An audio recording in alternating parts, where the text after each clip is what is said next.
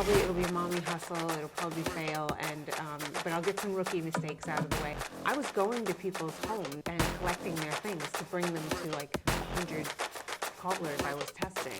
Just such an unparalleled view into what actually is it that customers need, want. You can feel like you have your economics sorted, but you haven't necessarily stress tested it on your scale. Maybe if you're not raising millions of dollars, okay, it's time to really scale. But it was like inflation. And it also was the first time where I was like, should we shut this whole thing down?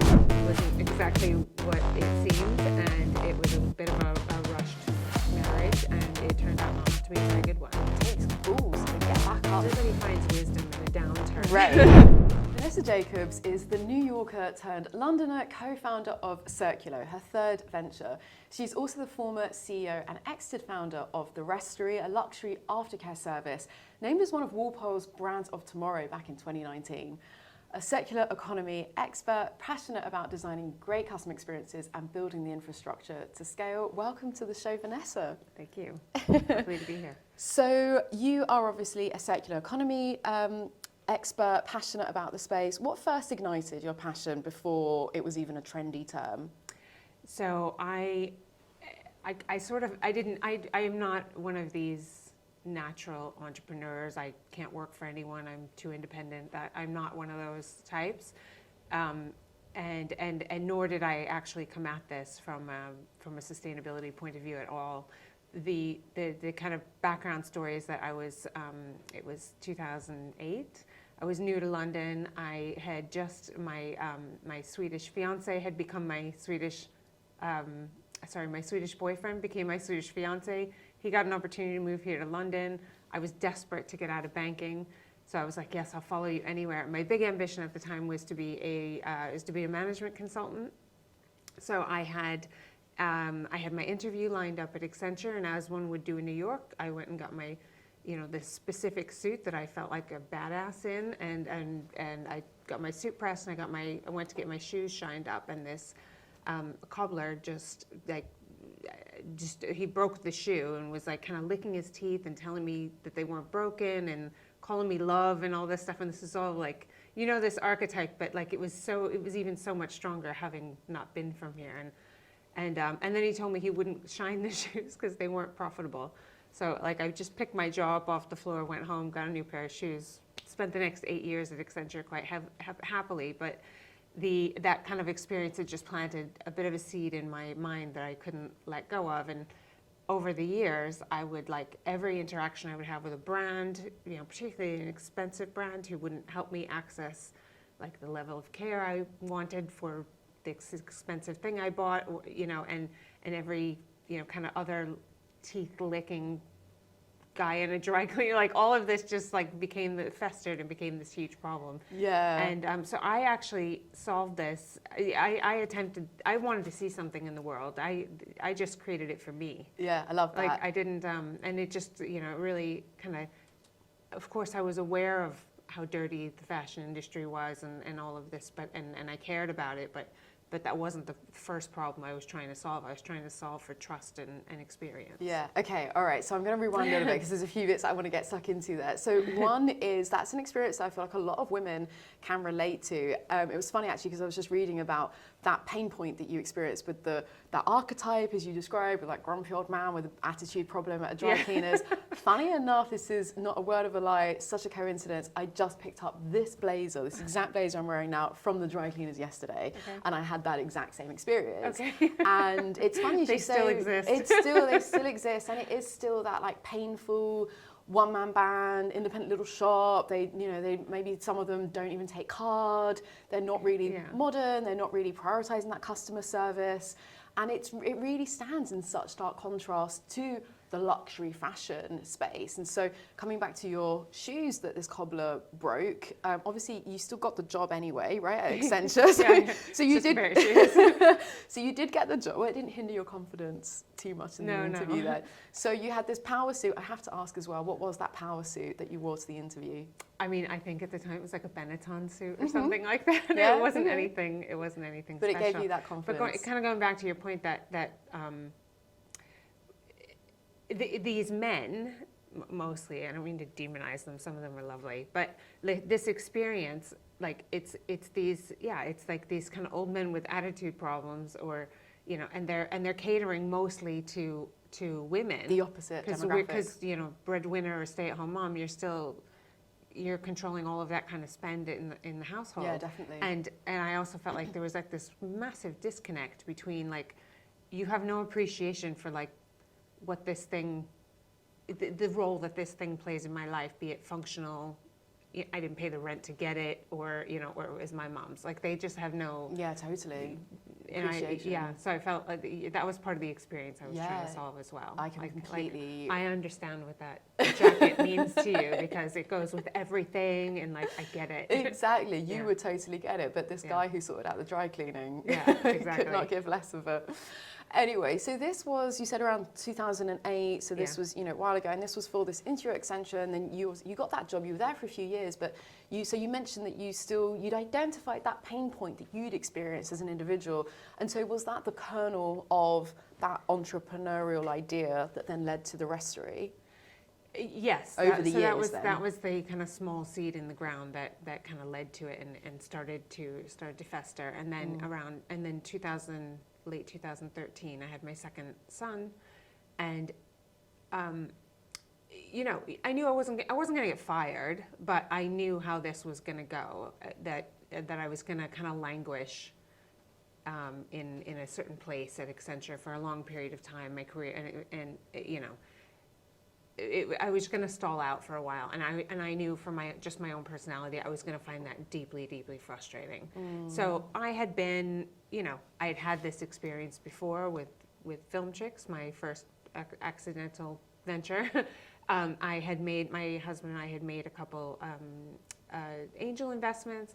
So I had this, I was like, I have this idea, I'll give it a go. It'll be a mommy hustle. It'll probably fail, but I'll get some rookie mistakes out of the way, and I can always go back to consulting when I'm older. So interesting that was your mindset going into it, and linking it back to what you said at the start around, not being that typical entrepreneur, the rebel who can't work for somebody else. I think it's really interesting to also shine that light on the different personalities and profiles, and today what it means to be an entrepreneur. There's such a wide gamut of profile, what that could look like for someone, because I completely resonate again with what you were saying there. I went to school, I did well academically, I went into employment, I'm not this kind of never had a job, dropped out at 60, set it up, but I've still been an entrepreneur. Archetype that the world has put out there. Right. You're nothing if you're not raising millions of dollars. Right, yeah. These Meanwhile, like tech nobody bros. talks about like your equity's this big. yeah, exactly. It's funny the side of the story that people want to tell, right? But it's also, it's interesting, all that mindset that you were in when you started the Restory. So this was back in 2017, right, if I'm not mistaken. So actually the first attempt was 2014.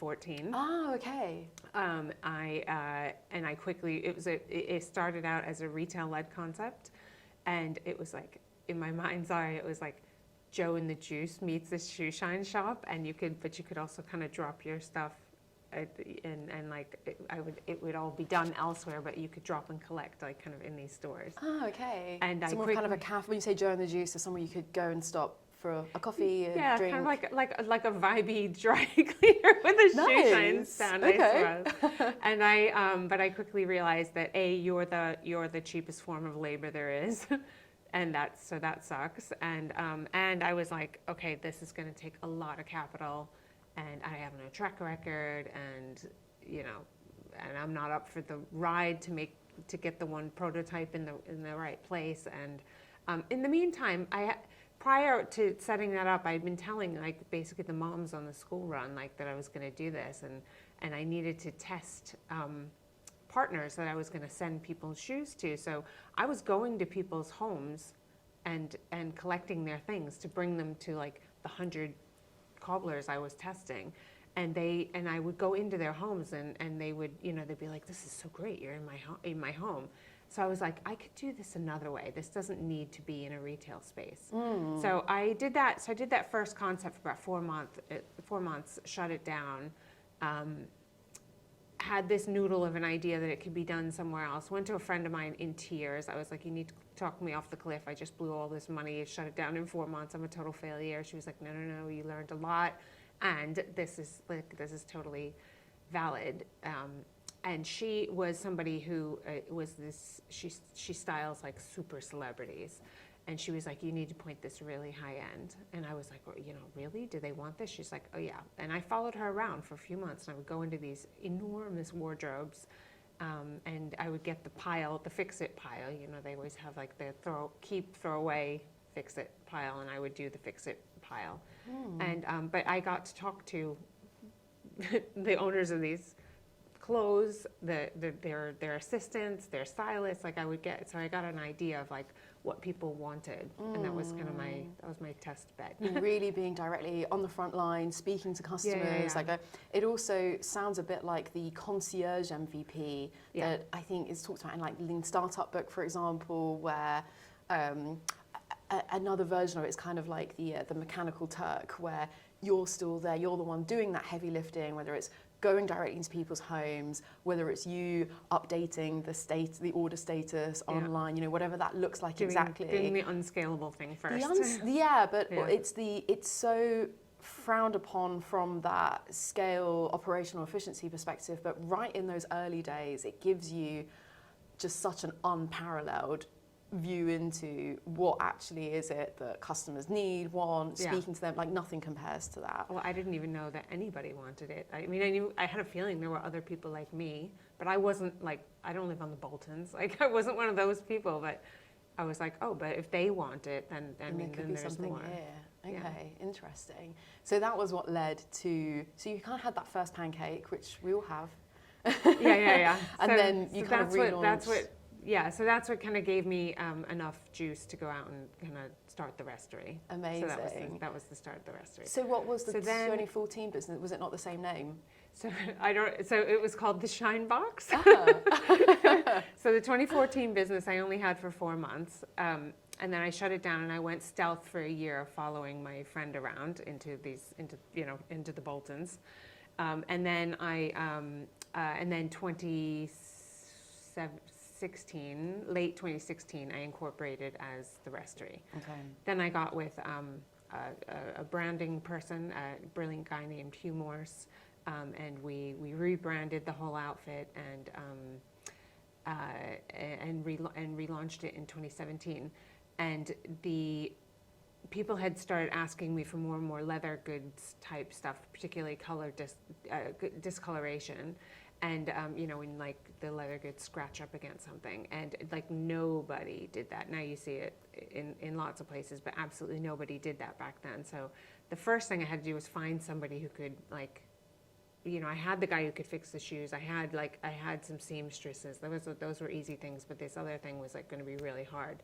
So long story short, I went through a lot of people and tried a lot of different things, and ultimately I found Thais, who became my first co-founder. And the joke was, we were all working out of a spare bedroom in my house.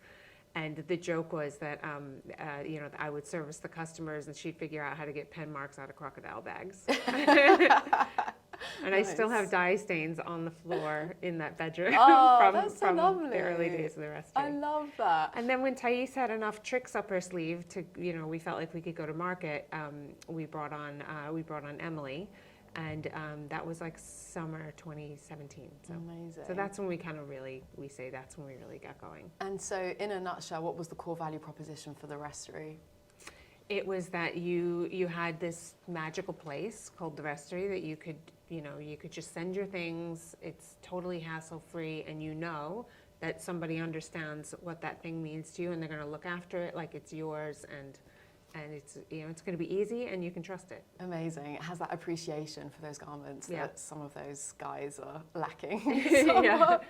So the Restory was a bit of a rough ride for you guys. You got a lot of press coverage from some big titles, Vogue Business, WWD, The Times, covered when things sort of took a turn a few years later. So in some way, all businesses have a lot of things have to happen and they have to happen together, and they have to happen at the same time. So demand-wise, value proposition-wise, we never had a problem. We always had way more demand than we could ever service, and that was the good side. So we immediately we were getting picked up by press. Our Instagram was like hockey stick, like all that stuff was great. What started happening, over time was that the more we grew, the worse the unit economics got.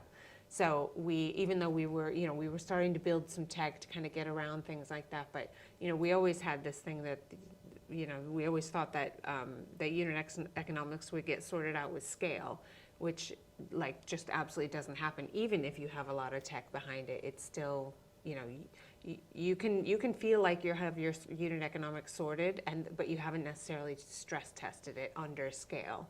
So what you really need to understand is can your unit economics hold in a high growth phase? And I think that's what a lot of people miss. So what was the reason for that with you with the Restory? Because typically you have all the upfront investment to go into the tech, and then the scaling. So we didn't have a lot of upfront investment. Right. We had kind of investment that trickled in. And we were building tech, but it was getting the more when you're reliant on external funding, then you have to keep growing because you keep needing to raise the next round. So we never had enough runway to just be like, we're going to pause and sort out the leaky ship. Mm-hmm. So when the pandemic hit, we had just finished a raise, and it was the first time we ever had a good chunk of cash in the bank, and we were like, this is great. We're not going to push a boulder up the hill because everyone was going online, and the Google rates were just going through the roof. So we were like, we're gonna get into the hull of the boat, and we're gonna fix everything. So we built, and at that point we had Harvey Nichols, we had Selfridges, we had our DTC business, so we knew we had Harrods coming. So we had. We had enough scale to understand what it needed to do, how it needed to work, where we needed it to rip costs out, but we also had enough experience with lots of different partners that we knew that we had to build this in a super flexible way because they're going to want to do it different to these guys, and we know Harrods is coming, they're probably going to want it different. We don't know who's coming down the pipe, so we built it sort of out of a bit of forward thinking, but we built it as a multi-tenant system because we had we just took the view that we're just another brand sitting on our platform. So we spent that whole year and basically all the money just really building that, so in one building way, that platform. COVID was a blessing in disguise in terms of affording you that time, that runway, but you'd also thankfully had just closed fundraise beforehand, so you had the luxury of both time and money to kind of look at that. And it also was the first time where I was like, should we shut this whole thing down and just be a tech business? It was the first time I had that, and we had our board meeting 2 weeks before, and I had brought it up, and I brought it up several times over the years. Should we not just peel off the operations and make the tech business its own business? We'll get that business to wash its face. And it will license the tech from this business. But the investors, the board was, then you're just going to have a business with no revenue. We're like, yeah, but it'll have half the costs. So that was the first time we had a fork in the road, and we could have gone one way, and we stayed the course.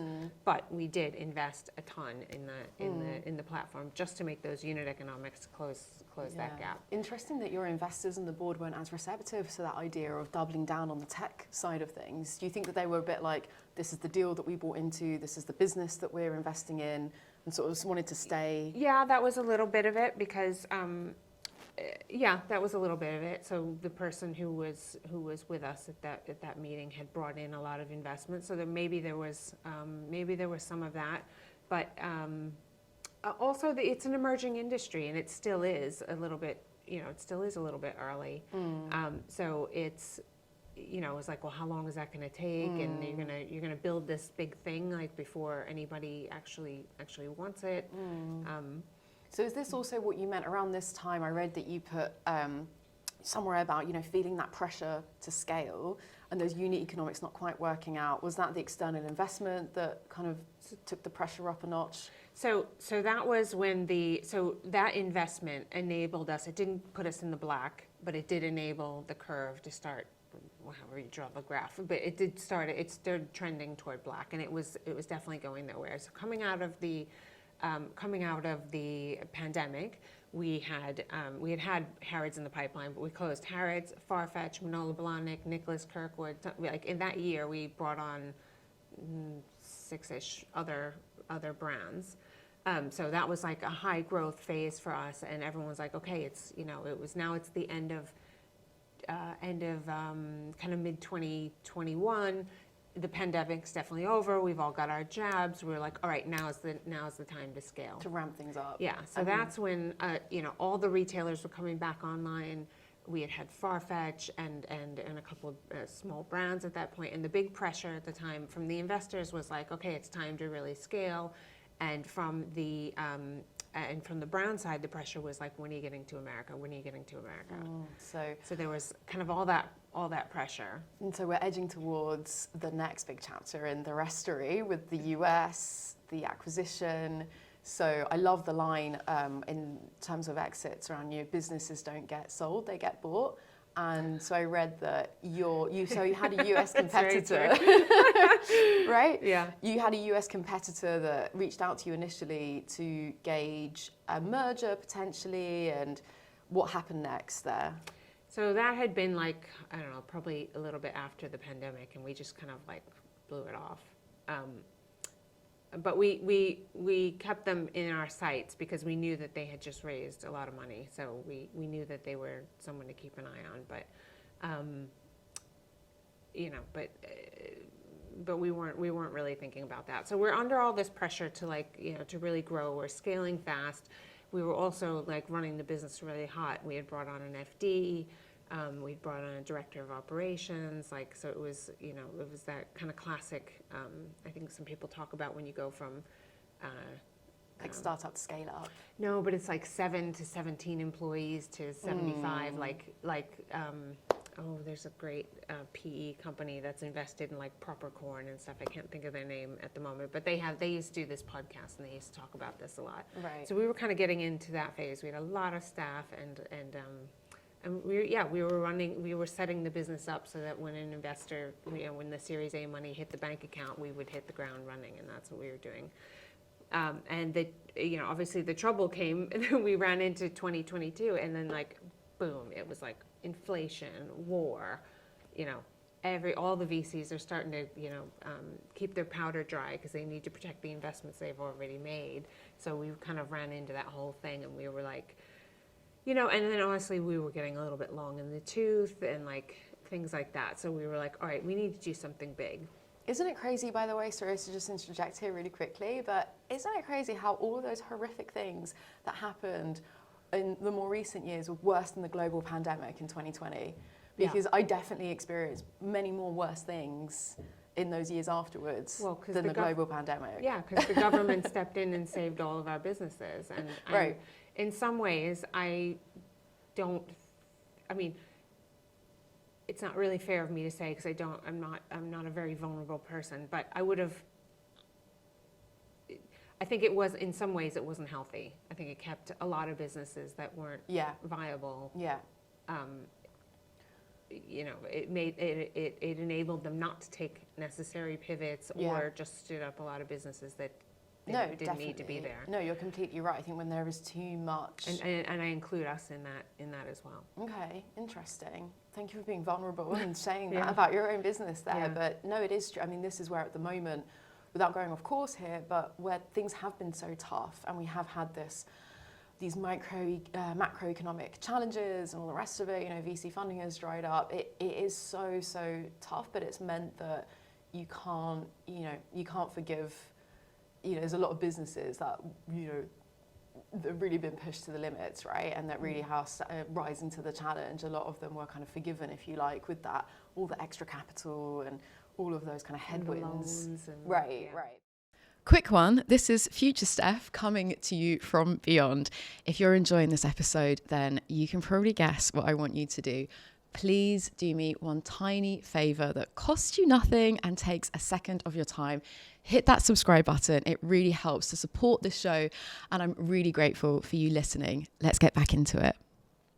So back to you and this next chapter with the Restory. And I did always say, I was like, we're going to pay, we have to, this will come back. We have to, it'll, you know, on the one hand, you're coming out of the pandemic and you're like, you know, it's a post-war economy, you know, like how, if you're not growing, like you're an idiot. And there's some, but then the rest of the world has other ideas. There's some validity to that. I mean, think about like the, you know, 1950, I mean, like the whole world needed to be rebuilt. If you were participating in that, you probably did really, really well. On the other hand, you know, the government just printed all of this money, like, so it had to come back. You know, nobody could have predicted Ukraine and all that, but the inflation, I mean, that's pretty easy. Exactly. And on reflection, it's like, duh. Yeah, hindsight's a wonderful thing, isn't it? So getting back to the Restory and kind of what's next in the story here for you guys. So 2022, we needed to do something big. We approached our competitor. We said, "Are you ready to do a deal?" So we're ready to do a deal if you are, and the idea was that they would everything would come under the Restory brand because we had a brand problem.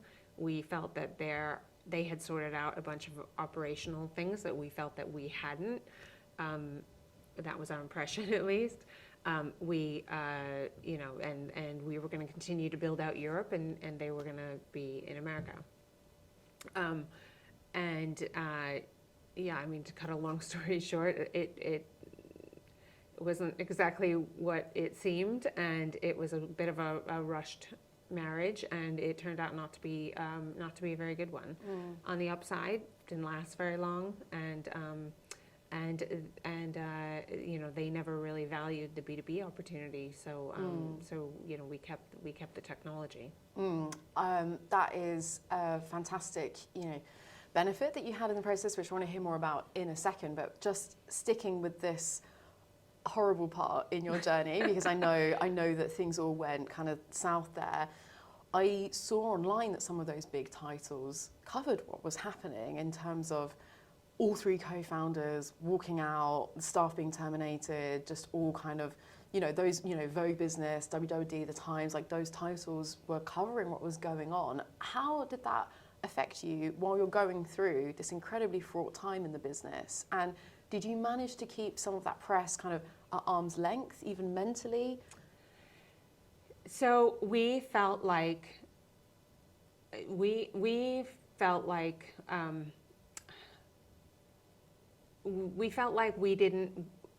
couldn't stand by, and if we stood by any longer, we were going to be complicit in what was happening. And we felt like, one of my big entrepreneurial lessons is like your relationships really matter, and you really need to protect those. And I felt like, if we stand by, we are going to burn every relationship we've just spent the last, 7 years building, and they are not gonna know, like they're gonna think this is us, and so we felt like that's why we felt like we needed to do like a big public resignation, stepping away from it. Yeah, I mean, it takes years to build a relationship, and seconds to break it, doesn't it? Yeah, 100%. So we were like, we needed to send a big signal to the market that what's happening is not us. We don't support this, and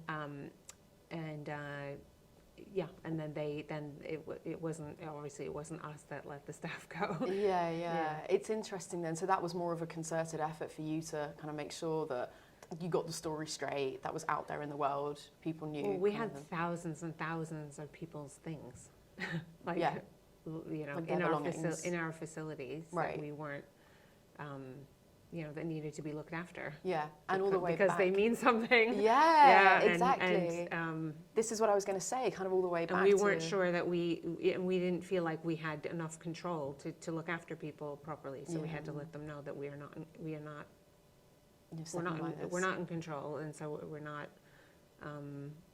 a part of this. We're not a part of this. Yeah, exactly. No, it's interesting that, we circle all the way back to those key words at the start around that trust, that care, that appreciation. And so obviously this was in direct conflict to those core values that you hold personally and as a business. So the tech thing that you mentioned. The great thing about repair is that the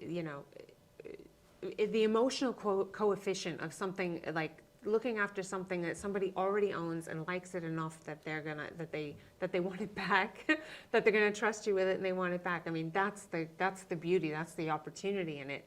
The downside is that it's, the unit economics are really tough, and operationally it's quite complex. Yeah, no, it makes so it's tough business sense to run. Yeah, it sounds like it. So you walked away with the tech that you mentioned before. So that was a massive blessing. That was a huge kind of silver lining in all of this. So talk us through a little bit more what that actually meant. So you had your proprietary technology, but you managed to kind of keep a hold of that in that deal. Well, it was never, when they shut the company down, it wasn't part of the asset base. Yeah, amazing. And so what have you been able to do with that since? So me, my former co-founder, me and 3 from my team, my co-founder, Emily, Vipasha Sheel, who ran product for us, and our long-term fractional CTO, Karm Khanna, the 4 of us have come back together under a new umbrella called Circulo, and it is to pursue that pivot that we never really took in 2020. So it's an enterprise SaaS platform to enable fashion and product brands to run and operate their own repair service and incorporate that as part of their alongside their linear value proposition. It must feel so liberating and exciting to explore a venture that you were kind of pushing for. You already had those ideas, but despite even being the co-founder of your own business, you sort of felt, well, the investors, the board, the partners, they weren't quite on board with, this potential avenue, and now you're getting to explore. Yes, and they're all represented on our new cap sheet, or our new cap table as well. So we brought all the old investors have been brought back with us. Yeah, exciting. So amazing. I always said to them, I can only promise you 2 things. Like I'll respect your money, the way I would respect your clothes. I will respect your money, and I'll be right there with you. And both of those things are still true today. And I think that's part of looking after those relationships long term. I'm really excited for this new venture with you, because obviously you've learned so many lessons along the way, and there's such great research that goes to show that with each next venture, the chances of success steadily increase with that. And so obviously if we count Film Chicks, Shinebox, The Restory, now Circulo, so this is your 4th, 5th venture, if we kind of count all of those. Yeah, 4th-ish. So that chart, so it does take an incredible amount of resilience. I know there's such buzzwords, but it takes balls to get back up, dust yourself off, especially if you've gone through quite a stressful situation like an acquisition that didn't quite work out. Well, it's an outcome. It just wasn't the outcome we necessarily wanted. And there's still some trauma that we're, that you're processing. that we're still processing. I'm sure there is. But what would you say are the biggest lessons that you've learned from that process? Because you've got the tech, due diligence. I'm sure you've learned a thing or 2. Well, I mean, ultimately, had we gone into that negotiation in a stronger position, we would have had time to do due diligence. We would have had time to, do more things that would have potentially resulted in something different. So ultimately, we have no one to blame but ourselves. I was the CEO, so I have no one to blame but myself. And I think that there's a couple big lessons I took away. One was that that the relationships are your most important thing, and I think that I think a lot of Americans particularly don't appreciate that because the country's so damn big, and this is a small country. Like you especially really need to look after your relationships. The other thing is the bit about the unit economics. So you have to get if you can sort out your unit economics and you can make sure that that they sustain themselves under scale, then everything below that line in the P&L is basically an optional cost. So, you know, and that was Emily, that was me, you know, like our FD, like all of that could have gone away had the business been able to wash its face. And then from there, you can choose to run your business in the black or the red, depending on what your funding sources are. But you have to get those, the margins just have to work. Yeah, absolutely. And you gotta have enough of them because things go up and down a bit. So you gotta. Especially these days, you know, the buzzword at the moment is all about profitability, runway. You need to make sure you've got those margins. Yeah, everybody finds wisdom in a downturn. Right. You know, and it's funny because like I knew these things. I'm not 30 under 30. You know, like I'd had a Wall Street career. Like I knew that everybody finds fundamentals when that was the buzzword back then. That was you found fundamentals. I remember when I was coming out of business school, it was after .bomb, and everyone that I was in business school with who were studying finance, our dreams were to go to a bank and then get to a hedge fund. That was like what everybody wanted to do.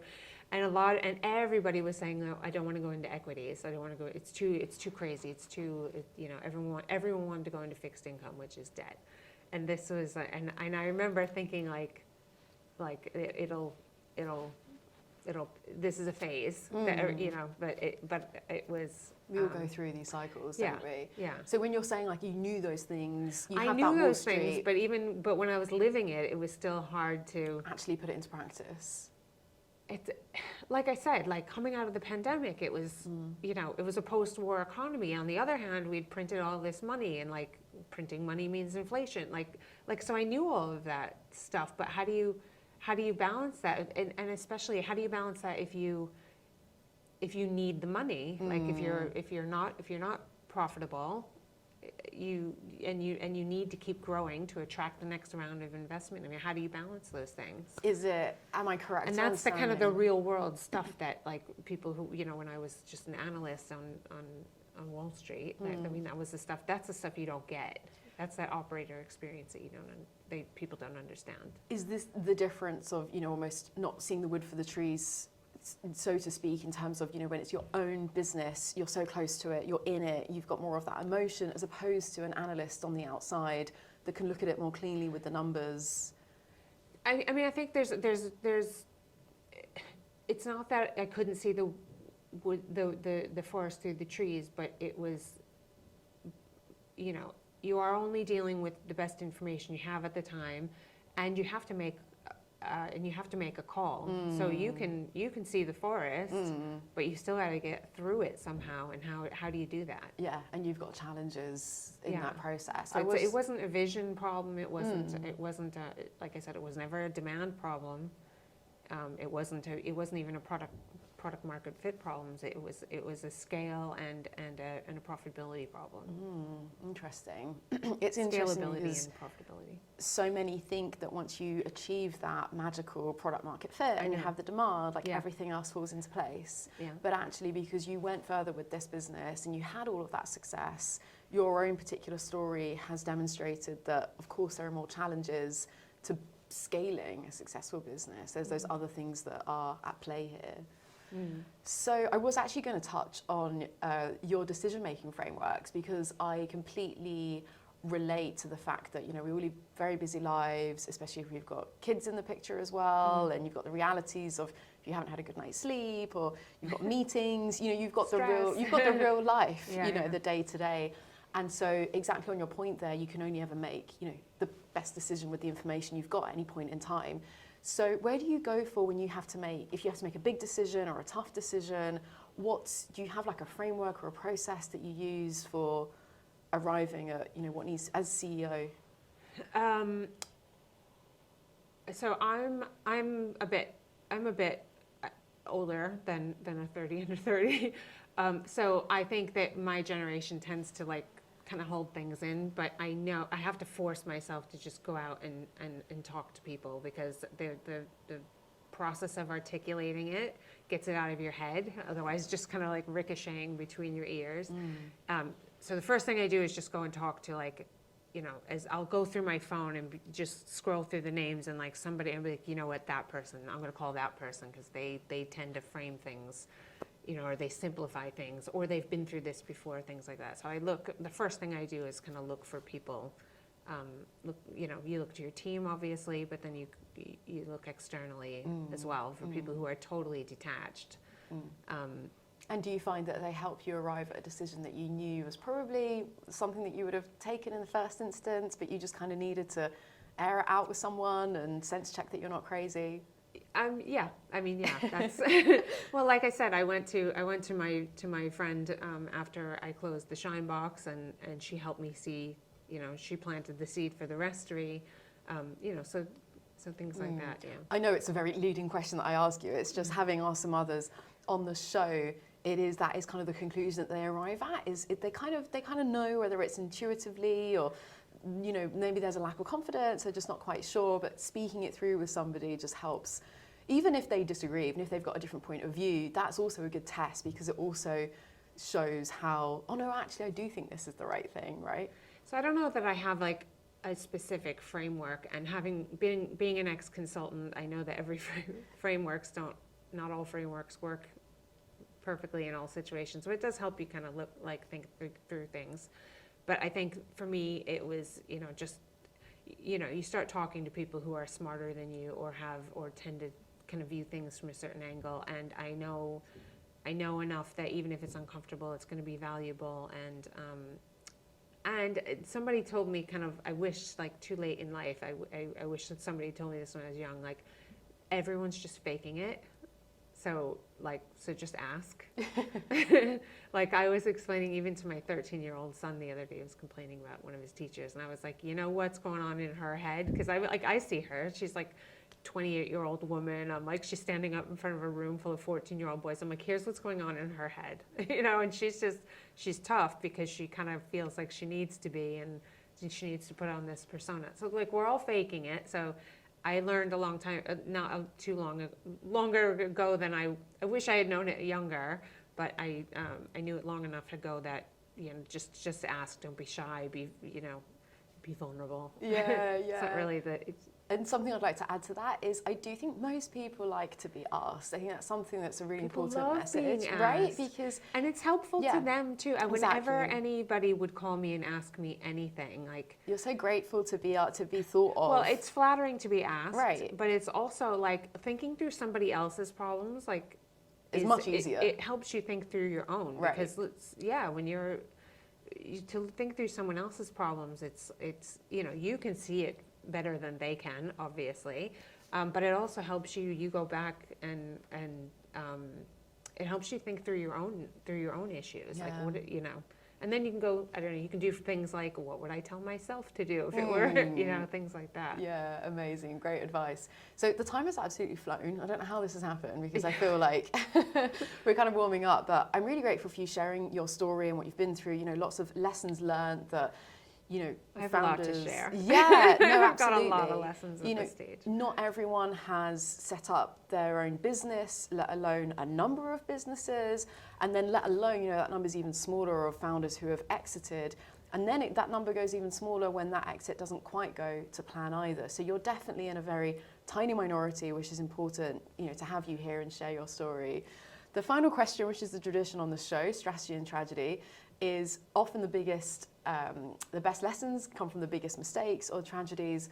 Obviously, you've had your fair share of tragedies with your business story. What's one that's really stuck with you, that's taught you an unforgettable lesson?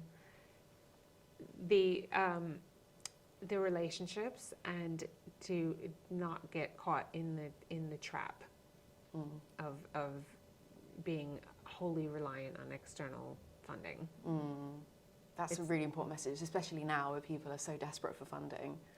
Yeah, I mean, if you're getting funding to fund because you're trying to create an opportunity landscape, because you're trying to change one, you're trying to take advantage of something, you're trying to scale, like, great, you can operate in the red. But if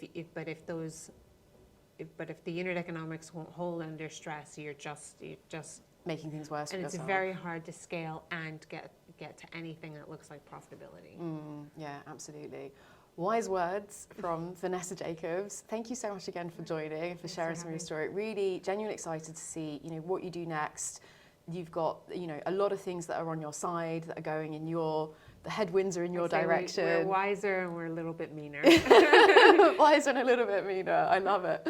Well, watch this space. Do check out Circulo. Thank you so much for listening as well. I really hope you've enjoyed this episode. Do subscribe if you haven't already, and stay tuned for our next episode. We do them weekly, so the next one will be out next week. Thank you so much, and see you soon.